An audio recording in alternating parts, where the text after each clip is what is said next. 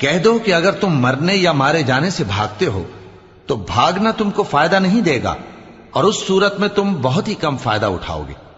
کہہ دو کہ اگر اللہ تمہارے ساتھ برائی کا ارادہ کرے تو کون تم کو اس سے بچا سکتا ہے، یا اگر تم پر مہربانی کرنا چاہے تو کون اس کو ہٹا سکتا ہے۔ اور یہ لوگ اللہ کے سوا کسی کو نہ اپنا دوست پائیں گے اور نہ مددگار۔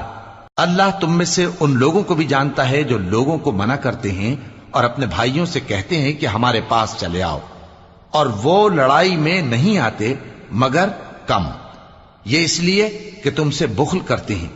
پھر جب ڈر کا وقت آئے تو تم ان کو دیکھو کہ تمہاری طرف دیکھ رہے ہیں، اور ان کی آنکھیں اسی طرح پھر رہی ہیں جیسے کسی کو موت سے غشی آ رہی ہو۔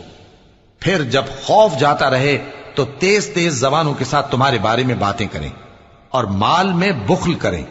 یہ لوگ حقیقت میں ایمان لائے ہی نہ تھے۔